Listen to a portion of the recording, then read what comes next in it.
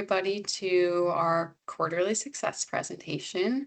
It seems like just last quarter we were doing this. I feel like this past quarter and chunk of 2026 has really flown past, but we're excited to be here.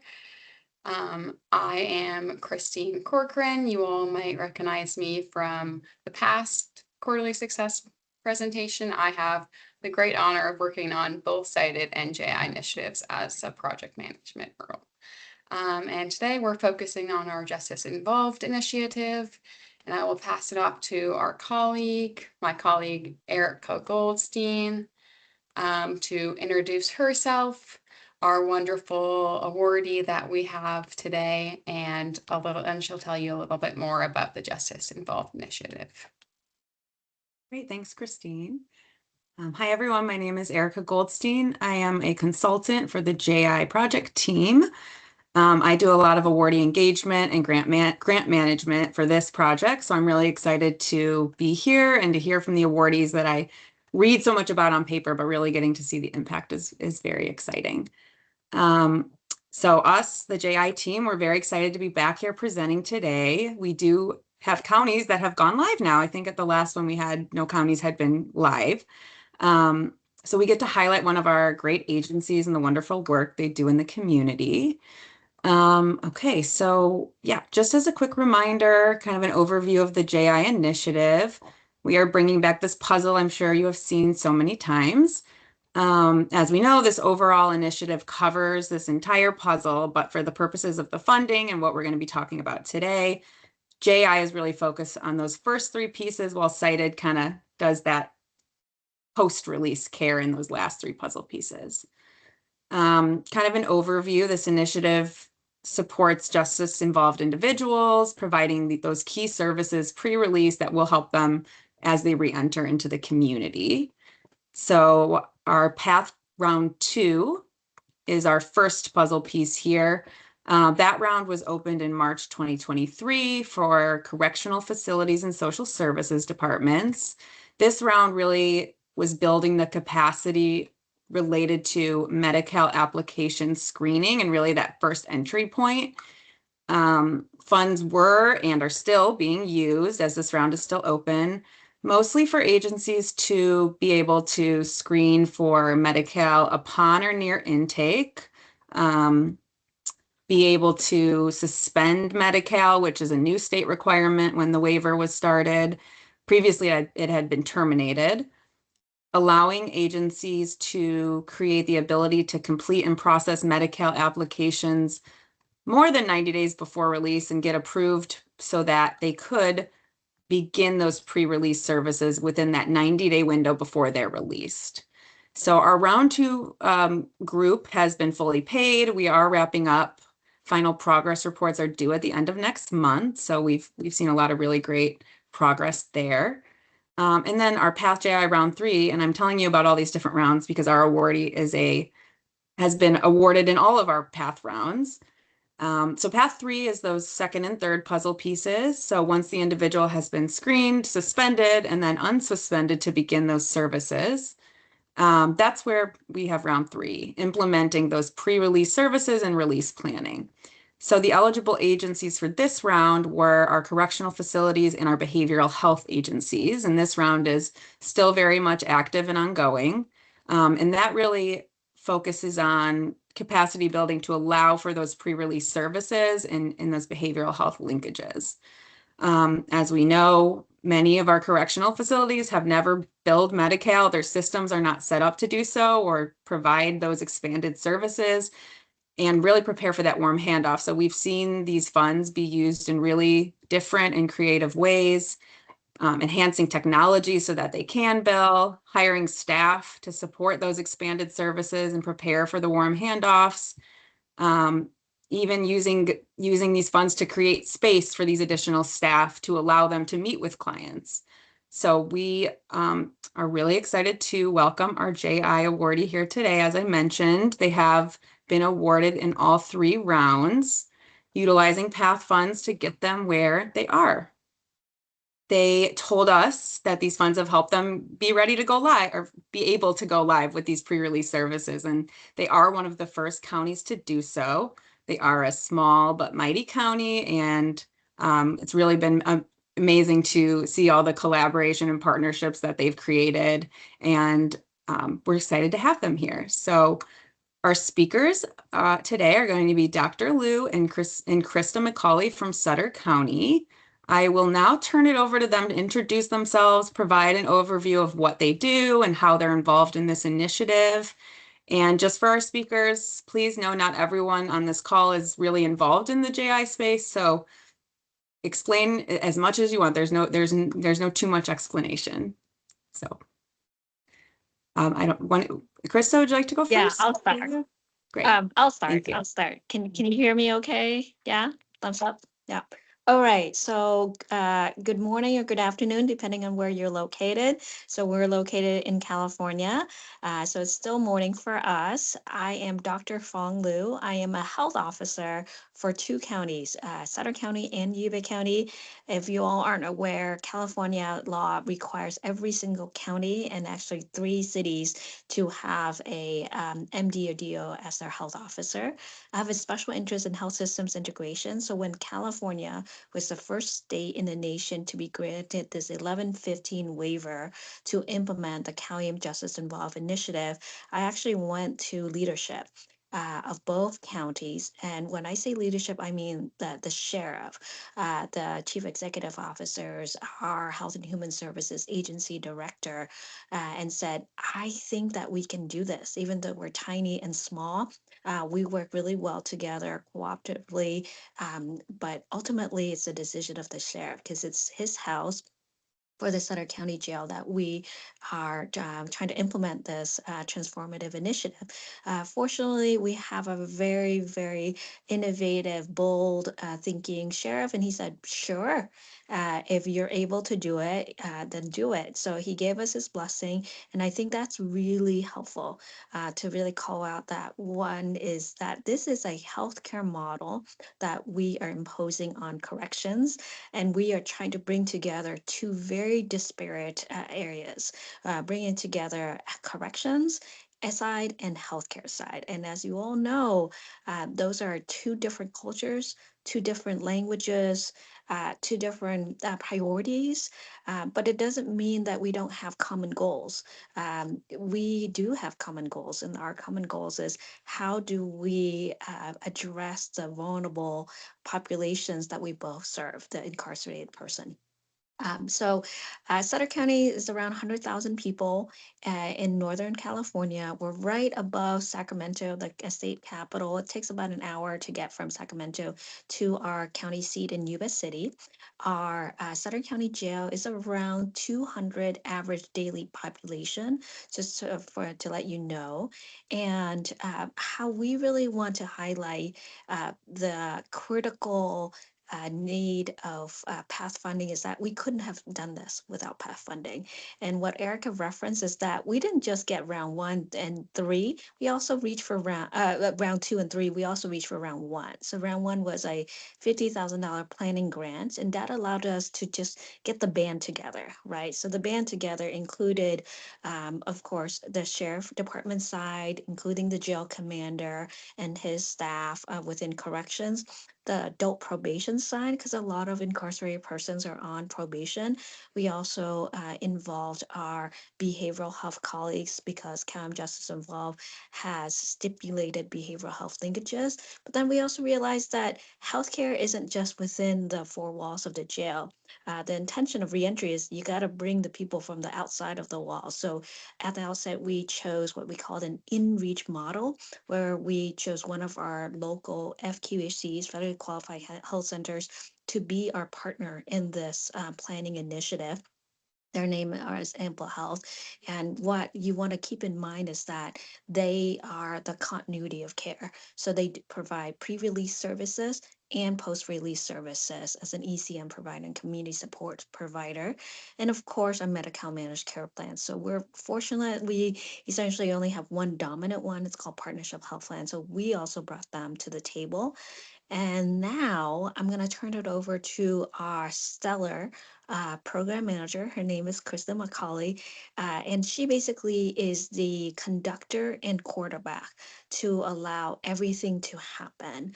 So I'm gonna have her introduce herself, and then Krista, why don't you talk about our MDT, our multidisciplinary team setup, and how you facilitate that, and making sure that the roles and responsibilities are clearly laid out for every one of our stakeholders and partners.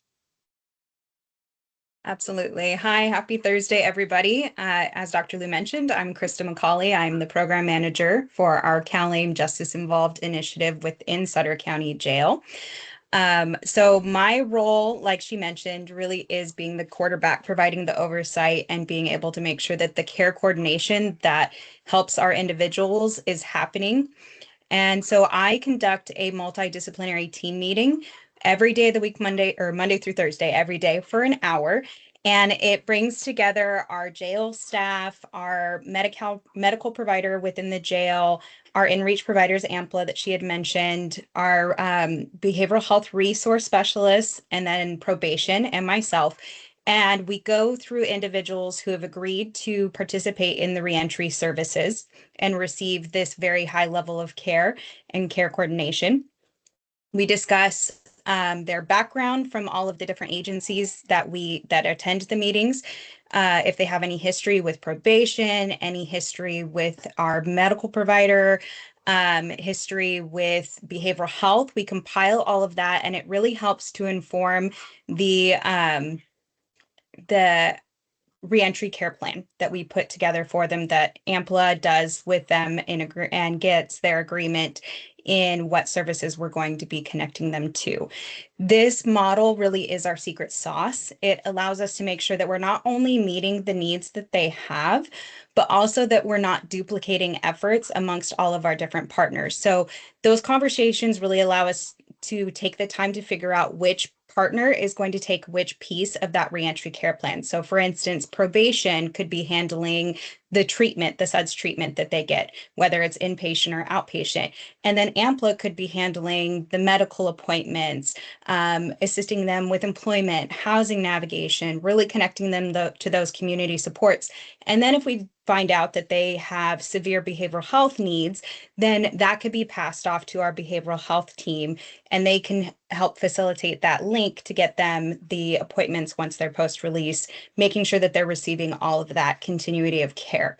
So I make sure to help everybody come to the table and conduct this multidisciplinary team meeting on a weekly basis, daily basis throughout the week, so that we can make sure everybody's needs are being addressed. So she does a lot, right? And she definitely is our conductor. But I just want to really highlight that Krista is being funded fully by PATH JI funding.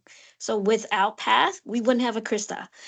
So like during the planning meeting, your colleagues asked like, is there one human where like without them that this wouldn't happen, and the successes of this program 10 months in wouldn't occur? And I said, yes. And her name is Krista McCauley. And we couldn't find the funding without PATH Justice Involved. So she was initially funded by round 2, and then we transitioned to her to round 3. We have many other staff that we brought on to ensure the complex rollout of this program could be successful. So we utilized PATH Justice Involved funding to pull in a CalAIM Justice Involved accountant, because there's a lot of moving parts in terms of finances, and we're training him up to understand the various nuances of billing, Medi-Cal fee-for-service, short doyle, etc. In addition, utilizing the Justice Involved behavioral health PATH funding, we hired 2 limited term resource specialists. So one is embedded full-time within the Sutter County Jail, and the other one is embedded within the Yuba County Jail. And the reason is because our county behavioral health is very unique. It's the only bi-county entity in the state of California. Your PCG colleagues had to find that out a year ago when they're like, actually, we have extra money for you guys, because we only gave you the Sutter County portion and not the Yuba County portion. And then finally, we also have been very strategic to use the past justice involved funding to hire on a limited number of consultants to teach us things that we do not have internal subject matter expertise. And that comes into thinking about like sustainability. How are we gonna build through, hopefully we get the waiver for justice involved Medi-Cal administrative activities. So we brought on a statewide expert on that regard. His name is Patrick Sutton. And then we also brought on a consultant who has behavioral health linkages expertise, not only for our behavioral health colleagues, but just the forensic systems of care and how the CalAIM justice involved work would be a puzzle piece within the overall systems of care. Just because we don't want to be like the new kid on the block and duplicating efforts. And there's a lot already of efforts throughout the forensic initiatives within California.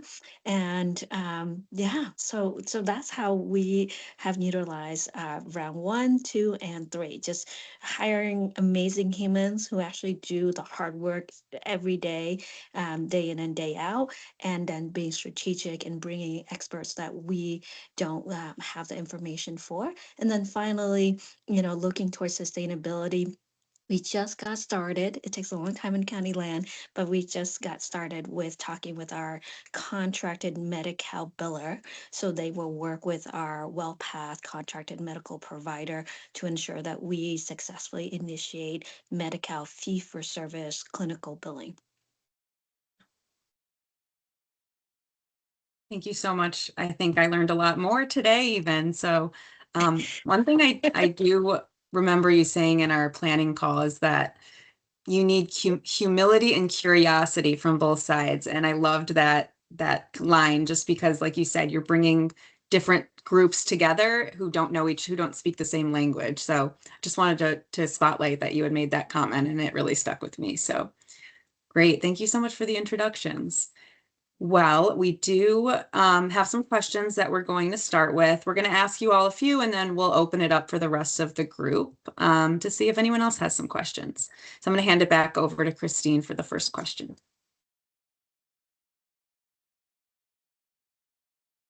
Stop sharing so I can see all of your faces. Yeah, I just want to reiterate what Erica said. It's been amazing to see all the work that you do, and to hear you vocalize it is even more important. I think sometimes it's so easy to get lost in the complex parts, and just to take a step back and see how all the pieces come together is really important. So I think my first question will be, what is one success story that stands out to you? And this could be either an individual or one success as an organization. And I don't know if either of you want to start first. Yeah, I'm gonna turn that over to Krista to share an individual de-identified success story. She has many, but just probably the success story you called out for the TIAC conference would be good, Krista, to share. We're just really, really proud of what we do, and we've actually gotten a couple of awards for what we do, so we can talk about that if time permits to. Yeah, so I can think of quite a few individuals that I would love to highlight, but one in particular was one we had seen multiple times, has a long history, not only within the carceral setting, but also a long history of substance use, and had been homeless as well as lack of employment for quite some time.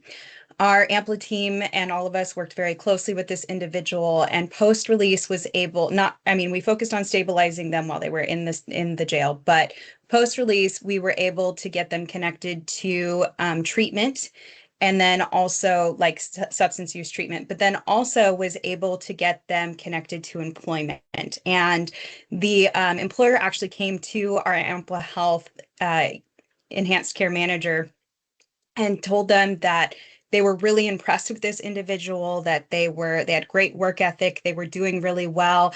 And then also the individual shared back with their case manager how well that they were doing, and that they just really felt that they were cared for, that they were seen.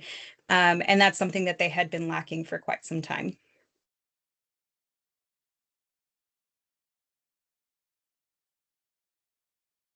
That's wonderful. Thank you so much. I I think many of us on this call come from not necessarily consulting backgrounds. We all come from working human services backgrounds. So, you know, that really resonates with a lot of us, I would say. All right, I'm going to ask the second question. What other partnerships or stakeholder groups, I know you mentioned many of them, were you able to kind of take advantage of, utilize, get involved with, really form that connection with? Yeah, so we name so many, and they are sort of the core team. But outside, sort of the next concentric circle, we were very deliberate in socializing this program so that our court system, our judges were aware, our district attorney is aware, our public defender is aware. We even educate our county council, our public guardian.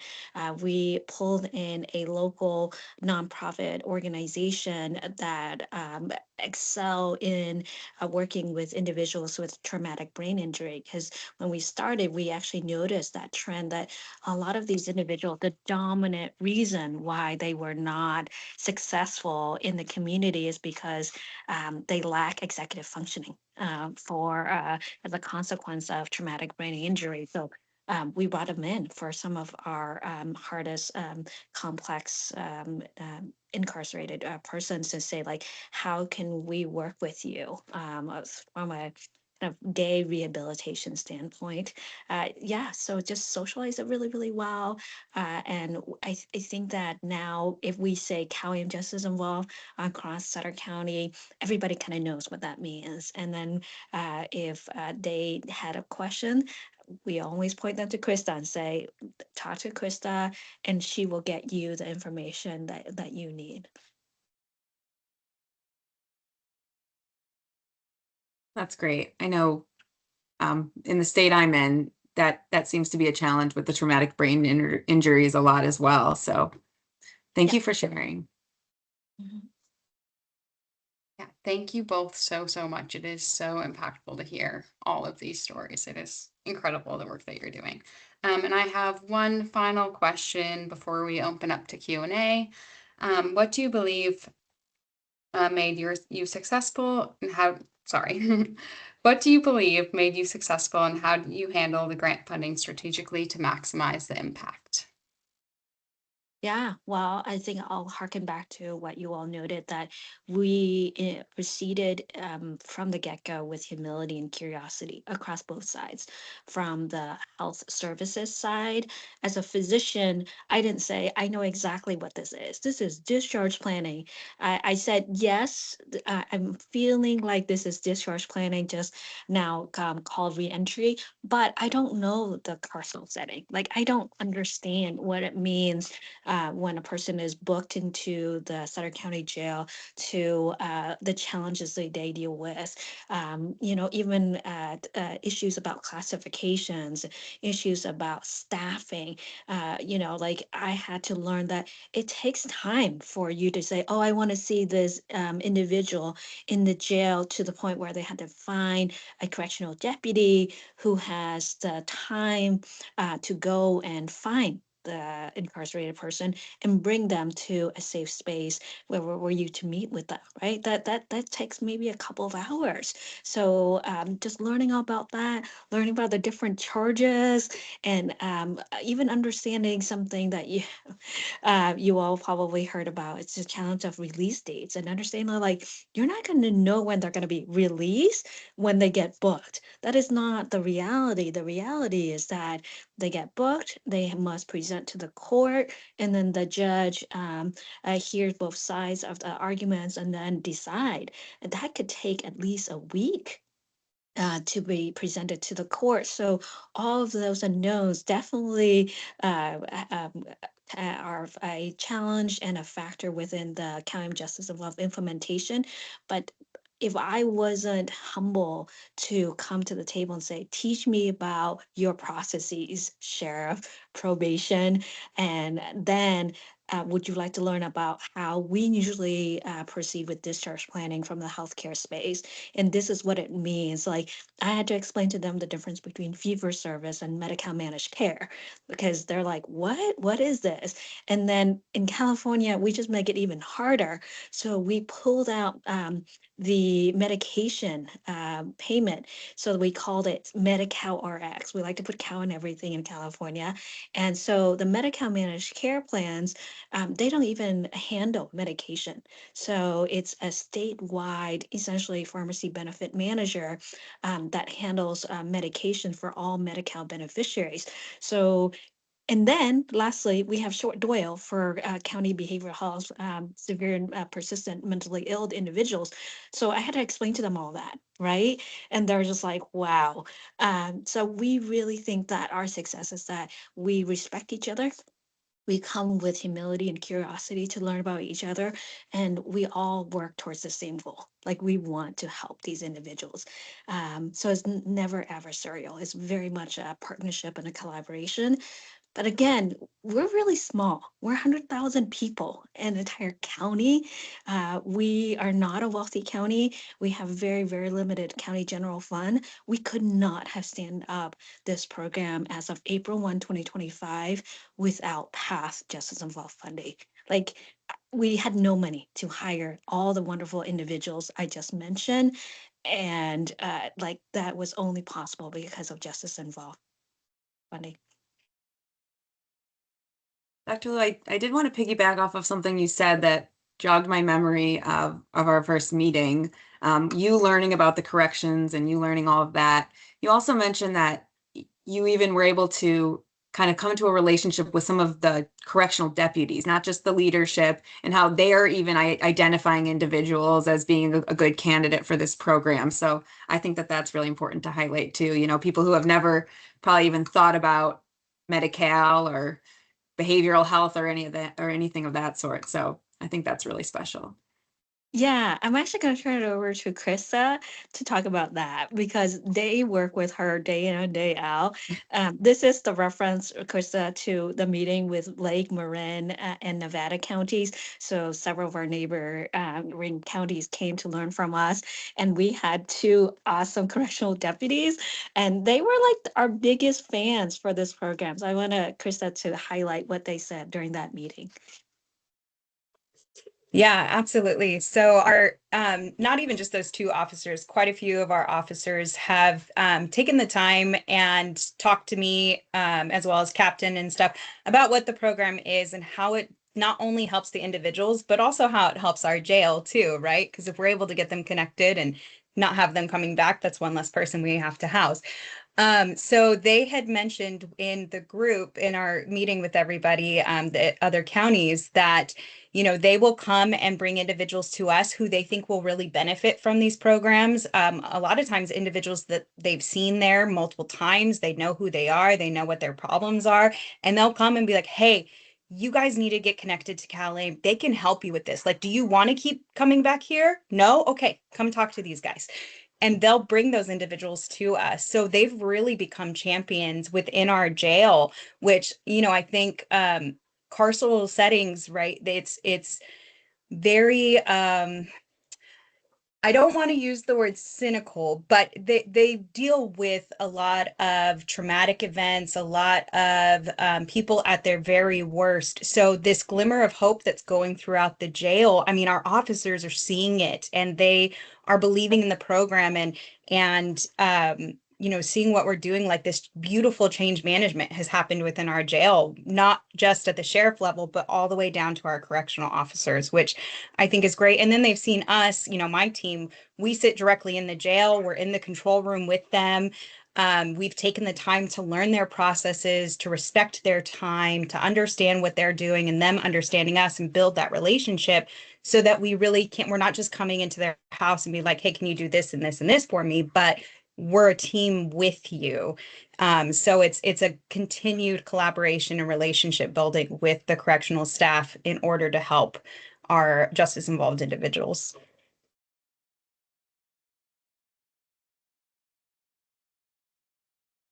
Thank you so much for sharing that.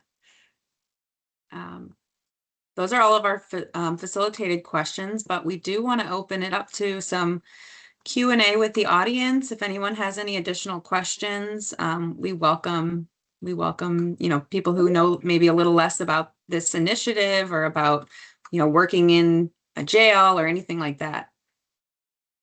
I see Katie I has put my hand up first because I felt like this was like a good piggyback question to what you were just talking about. You're talking about all the cultural shift and like the change management that you all did with the sheriffs and the deputies and all of that, that it trickled down.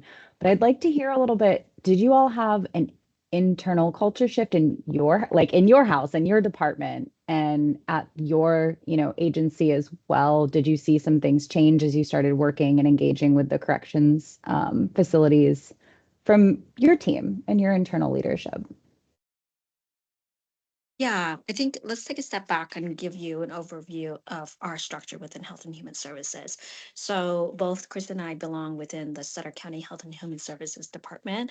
It's a super agency led by our wonderful director, Sarah Everhart Rios, and it has public assistance, it has behavioral health, it has child welfare, IHHS, APS, and also public health. Chris and I belong to the public health branch, and the public health branch technically manages the jail medical contract with WellPath. But that's not the exact reason why we're involved. We're really involved just because we're like, wow, this is fantastic. Let's get involved and let's actually braid together all the various systems within Sutter County for this transformational program. We always have a history of working well together, but I think to your point and question is that it did open up not just us, but our healthcare partners. So actually educating our AMPLA health partners, because it was a bit intimidating to say like, you actually have to show up in person, AMPLA health case manager to the jail. And that is non-negotiable. We were very clear from the outset that whomever was amenable to work with us for this program had to be in person, providing the case management pre-release services. They couldn't just do it through telehealth.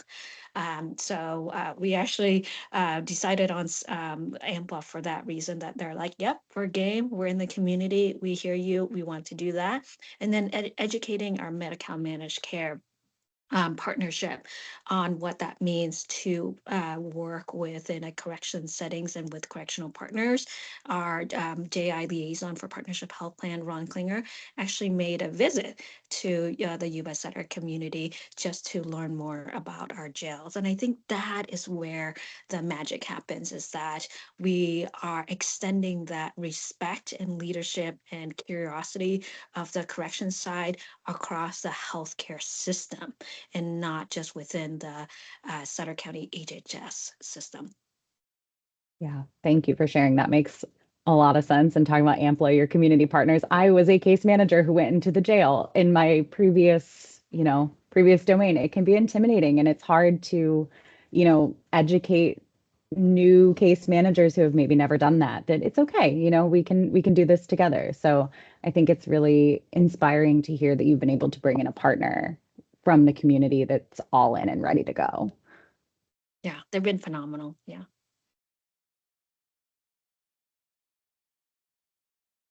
Thanks so much. I see Shannon's hand up next. Yes, thank you. Thank you again for coming and sharing all of your experiences and all the work that you're doing. This is really valuable. I work on the PCG side on the Cited initiative, so it's always great to hear more about the other initiatives going on under PATH. And I'm curious in our Cited realm. A lot of our awardees and applicants who are in the smaller and more rural counties, face an uphill battle in a lot of regards with, the provider capacity, the availability of different types of providers or referral partners, with just resources and staffing and retention and all of those types of things. And so I'm just curious, you definitely talked about PATH opened the JI initiative opened a lot of doors and allowed you to build capacity, allowed you to hire staff you would have been unable to otherwise. And so just curious how you kind of used your limited resources strategically and any, kind of implementation considerations that are unique for you just because of being a smaller county, being rural, and those types of things. So curious to hear about that. Yeah, and I'm very comfortable in the pass-cited space. I believe AMPLA was actually one of the recipients of one of the rounds of cited also. And full disclosure, I'm on the Partnership Health Plan Board of Commissioners, so I know about cited a lot and IPP and all that other stuff. I'm pretty much a Medi-Cal junkie here. So that's totally true. Pass cited, I think it's good, but some of these CBOs are tiny, tiny, tiny. Like we have a CBO, Hands of Hope, that serve the homeless population. I think it's like 3 people. So when they even get the funding, like how do you stand up billing?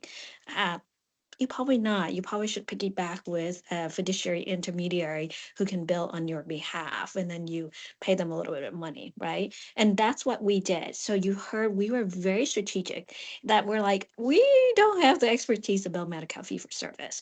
And we're not going to be able to hire someone and have them hopefully stay long term in regards to sustainability to train them up to bill for this very specific niche area. Why don't we just contract it out?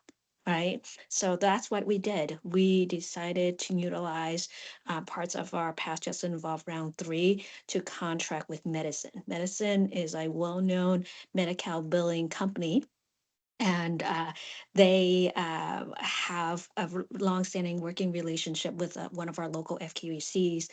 So I knew about them.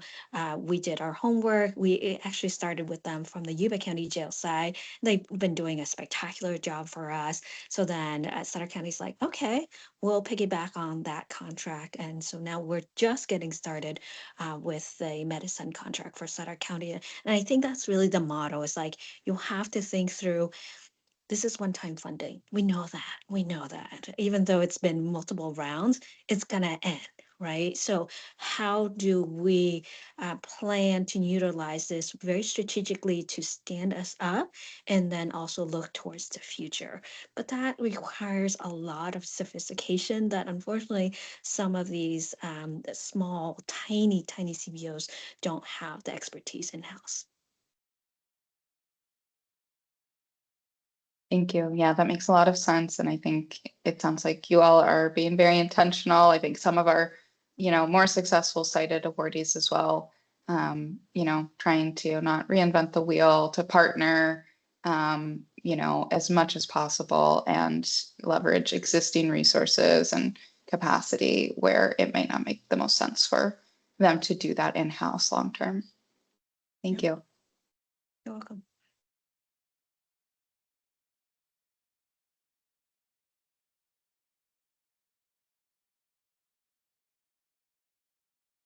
Any other questions from the group?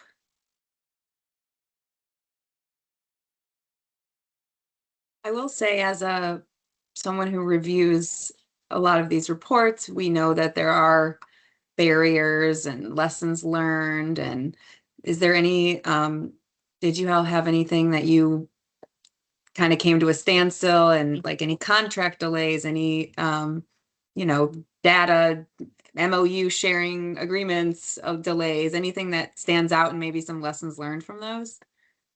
Yeah, I'm gonna start, but Krista, please feel free to add. So county land is never fast, okay? So it's never ever fast.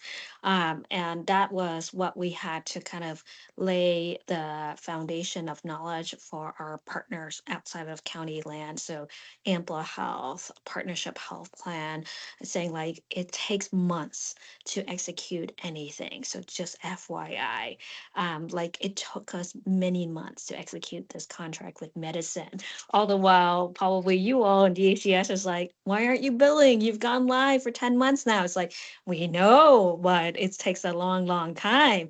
So it is what it is. And the other challenge, I think, is that initially we actually thought we were gonna like buy our own EHR and like have that be like this awesome, maybe Epic Light. We did try to reach out to Ocean Epic and they didn't want to talk to us, and then use that to have this like interoperability, billing capability, and all this other stuff. But when we looked into it further, and we realized that WellPath's EHR is okay, and then we found medicine and they said, we can work with that interface. Like we can work with core EMR interface. Like it's okay. It's not perfect, but it's okay. So we're like, therefore, that's not a good use of our past justice involved funds. We're gonna save that. We're gonna save that and utilize it for a different initiative, and stand up more of our contracting and the billing out, or making sure that Sam, our accountant, has the trainings that he need versus trying to put all of it one-time funding into a very, very expensive EHR. Right. So we're like, okay, how do we pivot? And that was probably one of my biggest lessons learned from the justice involved like funding buckets. But Krista, do you want to add anything? Yeah, sure. I mean, I think we've been doing very well. We've got a lot of forward progression. Some, ongoing challenges and barriers that we see, of course, is still resources being capped out really quickly, right? Like we know housing is a huge issue in the area. And funding for not even just our program, but funding for those programs to be able to utilize those resources is challenging and can be in question. I think our biggest thing, or at least in my own role that I've noticed that was maybe not a barrier, but challenging, was some of the mind shifting that had to happen. So like, for instance, in employment eligibility, and I'm very fortunate, I have a background in employment eligibility, so I knew how to talk their language. But we having to get that mental shift around what a pre-release application was under CalAIM Justice Involved, as opposed to a traditional pre-release application where it was, the individual was not activated until they had been released. But now we were trying to activate them as quickly as possible, or even the 45-day time frame of processing a Medi-Cal application, shifting that to accelerated enrollment and explaining to them that presumptive eligibility doesn't meet the requirements, so we have to process the application. That time it took to be able to work in that space and get everybody on the same page, and not just assume that, oh, well, I understand CalAIM JI, so this should be very clear to everybody else. Like again, that humility piece, right? Of being willing to take the time. And then even amongst custody staff, I took the time to set up webinars with them and explain the program with them and talk to them multiple times, and still will clear up some assumptions that don't actually support CalAIM JI. So it's not, you have to continue in that role of educating individuals around CalAIM Justice Involved and how it works, and keep people at the table in engaging in the program so that we can continue to move forward. So it takes a lot of energy, but it's so beneficial when you get people all on the same page.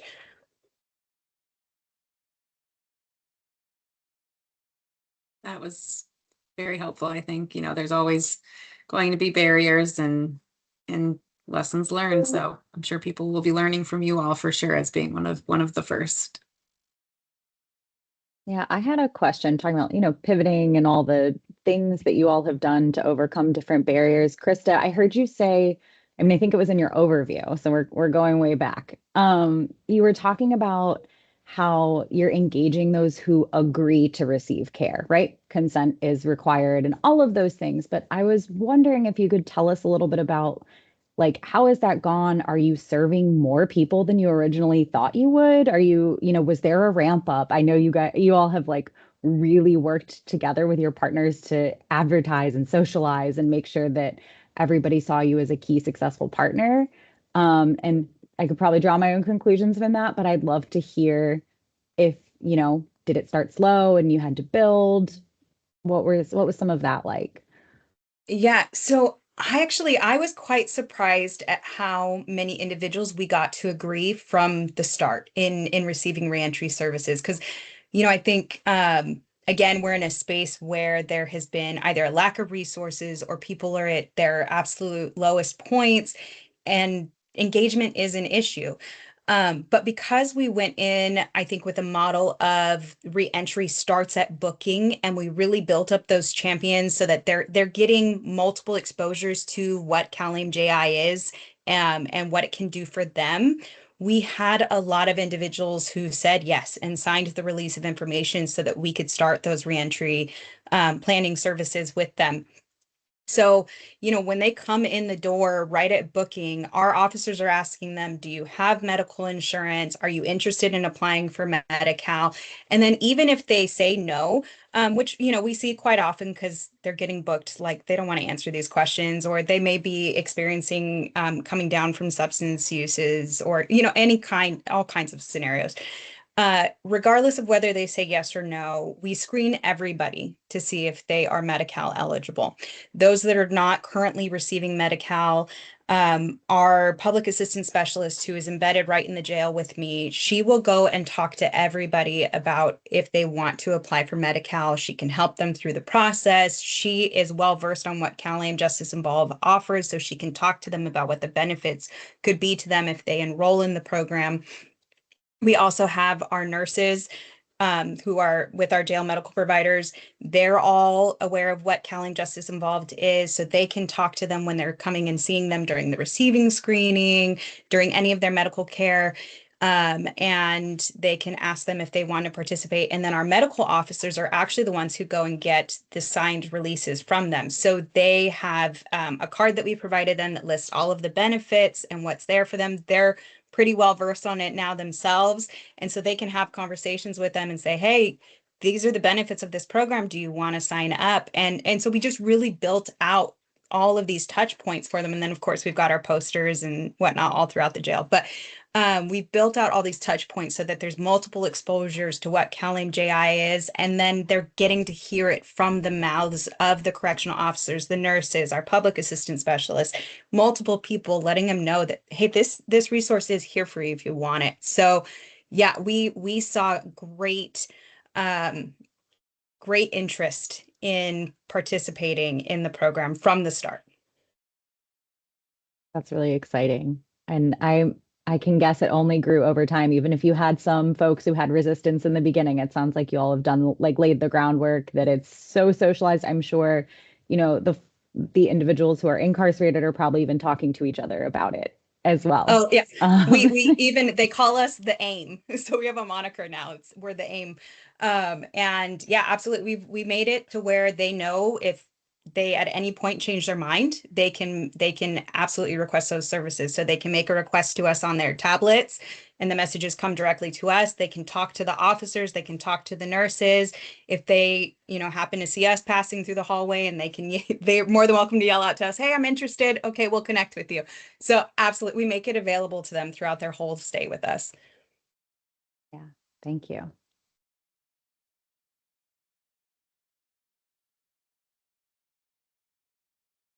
Any other lingering questions that you've been waiting to ask last? Well, I just want to reiterate Rennie's comment in the chat. I think it is incredible to hear the passion behind both of your voices. I can just feel the energy, and it is so re-energizing and inspiring to see the good work that is going on the ground. And I love the word hope. Krista mentioned that a few times. Bridge building, relationship building. All of these things are so important as we continue to do this work and move forward. So thank you both for all of your hard work day in and day out. Well, thank you for having us. We appreciate all your support. So we couldn't have done it without Path Justice Involved funding, but you all are the ones who actually facilitate that funding, have to read all of our reports and answer all of our questions. And I know Krista isn't shy in reaching out to the PCG team. So appreciate all your efforts, and hopefully that helps you to see that your work matters in terms of you assisting and supporting us to do that hard work on the ground. That was very lovely to hear. Thank you so much. Okay, well, with that, if Right. there's no more questions, I'm sure we'll be chatting with you all soon and getting our next report from you, and excited to, we can put the faces to the words. So thank you so much, everyone. Thanks for attending. Thank you.